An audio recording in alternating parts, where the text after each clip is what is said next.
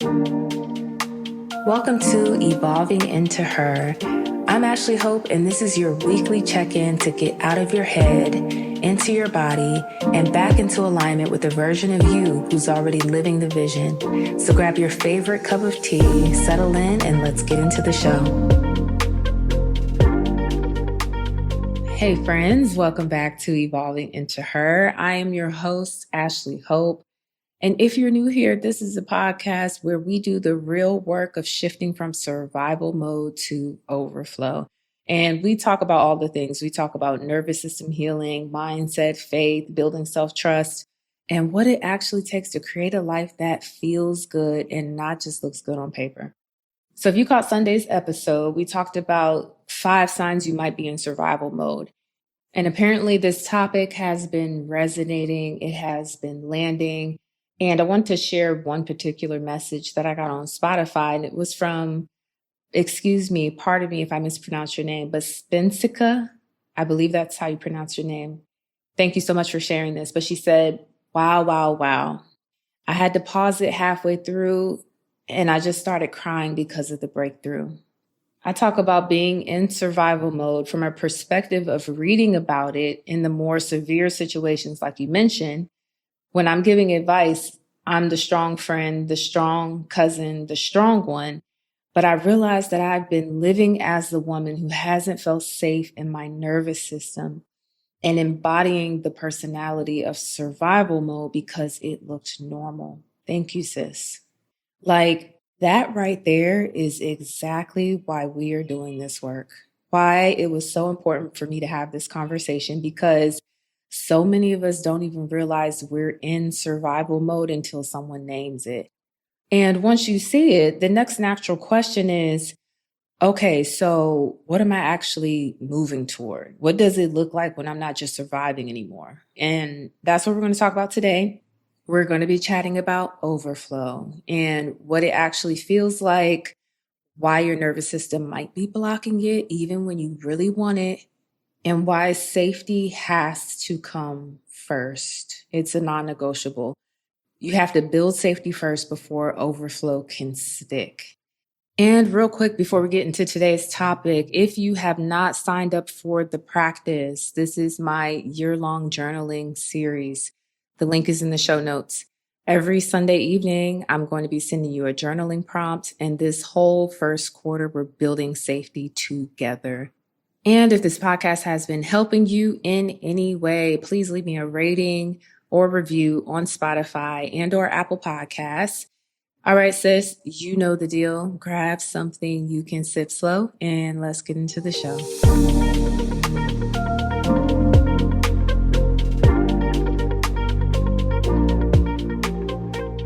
Okay, so overflow. Most people hear that word and naturally you're going to immediately think overflow means more. It's more money, more clients, more peace, more love, more success, more everything, more.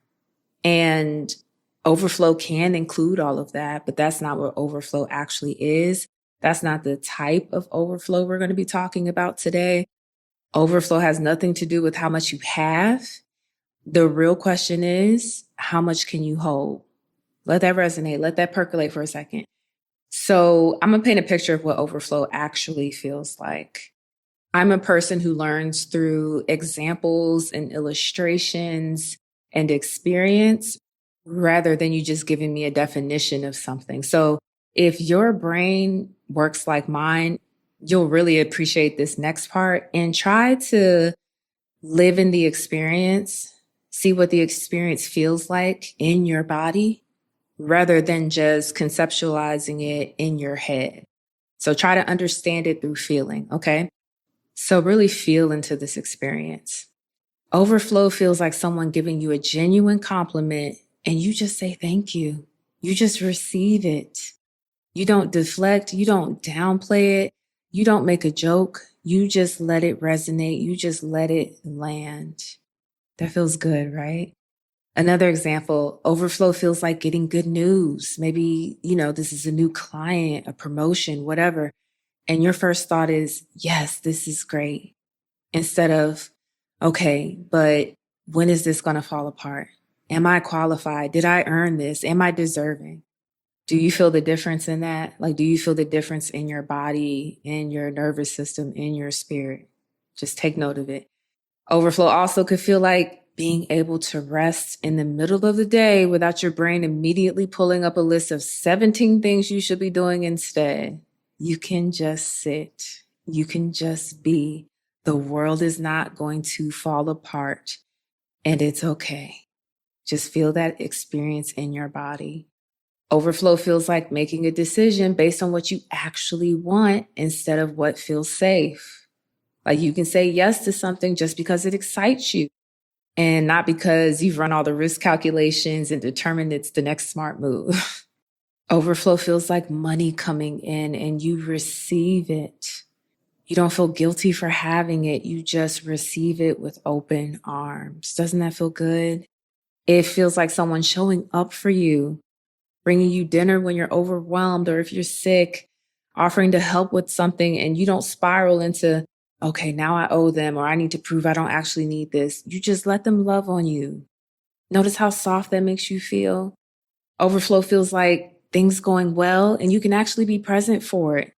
You're not in the corner waiting for everything to collapse. You're actually here in the good moment, enjoying it. Overflow feels like spaciousness, like there's room in your life. There's room to breathe. There's room to think. There's room to want things without immediately talking yourself out of them. There's room to mess up without your entire world falling apart. And I'm going to tell you what it doesn't feel like. Overflow does not feel like chaos. It does not feel like you're drowning in too much. It does not feel like you're busy all the time. It does not feel like you're sprinting to keep up with everything. Real overflow is sustainable and you're not white knuckling your way through more and more and more until you crash or you burn out. Real overflow is what happens when your nervous system actually has the capacity to hold good things. And let me tell you, most people can't hold overflow even when it shows up. And it's not because you don't want it or you don't deserve it. So, fun neuroscience fact, your nervous system has what's called a window of tolerance. And so I'm explaining what this means. So when you're inside that window, you can handle life. You can think clearly. You can manage your emotions. You can deal with challenges without completely losing it and crashing out. You can respond to what's happening instead of just reacting when you're in that window. But when something pushes you outside that window, either you're completely overwhelmed and you're anxious or you're shut down and you're numb. And that's when you're just trying to survive. You're just out here trying to make it. You're not thinking clearly. You're just trying to get back to feeling okay. And when you've been in survival mode for a long time, that window, it gets really, really narrow. And your nervous system is used to operating in high alert and it becomes your baseline essentially. So when good things happen, when overflow shows up, when things are peaceful, when opportunities start flowing, your nervous system actually freaks out a little bit because this doesn't match your baseline. This doesn't match what you're used to. This feels unfamiliar. And to your nervous system, remember, unfamiliar equals unsafe. And all your nervous system is trying to do is keep you safe. So if you've been listening to this podcast for a while, you know your brain is designed to keep you alive, not to keep you happy. So when things feel too good, when they feel too easy, too peaceful, your system goes, wait a minute now. This is weird. Something must be wrong. And it brings you back to what's familiar, back to your baseline, back to stress, back to struggle, back to survival mode, because that's what your nervous system knows. That's what feels normal to you. So you sabotage the relationship. You stop showing up for the business. You spend the money as soon as it hits your account. You pick the fights. You create chaos where there was calm, where there wasn't no problem. You have now created a problem. And it's not because you're self-destructive, but because your nervous system is trying to regulate you back to your baseline. It's just doing its job. And you cannot logic your way out of this. For all of my girlies that like to stay in the head, you love to ruminate, you love to plan, you love to overthink, baby, you can't think your way out of this. You can't just decide, okay, now I'm going to be more abundant or I'm going to receive more. Your nervous system doesn't work like that. You have to actually expand your window of tolerance. You have to teach your nervous system that good things are safe, that calm is safe, that overflow is safe. And that requires building a foundation of safety first. And by no means am I saying safety is the ultimate goal, but safety is the foundation. It's the thing that makes everything else possible. You cannot build overflow on top of survival mode. You've probably tried before and it didn't work. Maybe you called in beautiful relationships, beautiful experiences, opportunities, blessings, but you couldn't sustain it. Like physically, neurologically, energetically, it doesn't work. You cannot build overflow on top of survival mode. Your nervous system will just keep bringing you back to your baseline each and every time. So when your nervous system feels safe, your window of tolerance expands. That is the goal. And when your window expands, you can hold more good things, more uncertainty, more joy, more peace without your nervous system panicking and trying to regulate you back down. Safety is what creates the capacity for overflow. Note-taking girlies, this is your cue to write this down. Safety is what creates the capacity for overflow. And safety doesn't mean nothing bad ever happens. That's not realistic. Safety means you just trust yourself to handle whatever comes. Safety doesn't mean having all the answers or knowing exactly how things are going to work out. Remember what I shared on Sunday? My own realization that safety feels like making peace with uncertainty, with the unknown. That's what I'm talking about. Safety doesn't mean controlling everything. It means knowing you'll be okay if and when things don't go according to plan. And when you have that foundation, when your nervous system genuinely believes, I'm safe, I can trust myself, I can handle whatever comes, that's when overflow becomes possible. Because now there's room for it. Now your nervous system isn't spending all its energy staying on high alert. Now there's capacity to receive, to hold, to expand.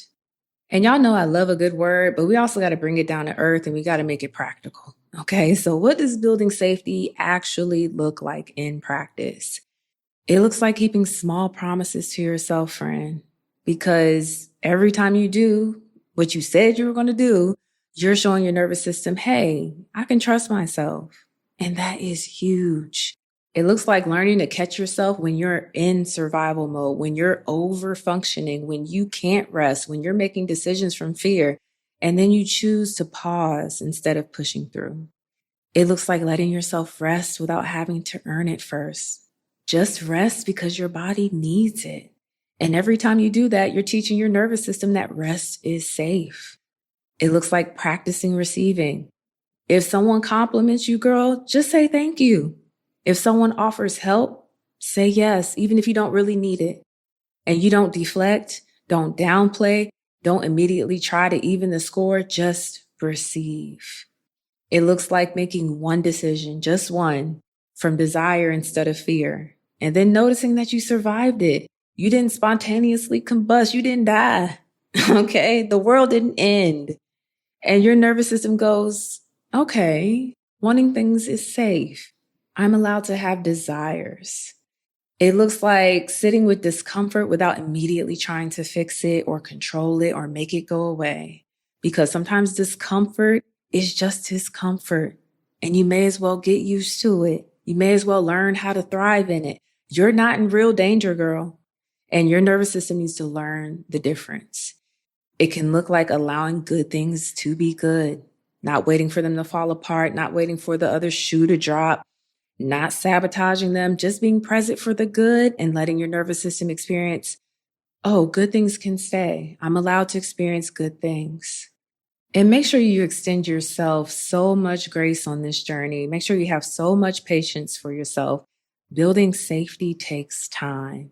You don't do it once and you're done. You don't do it 10, 20 times and you're done. You practice it repetitively, slowly, and that's on purpose because your nervous system doesn't change through information.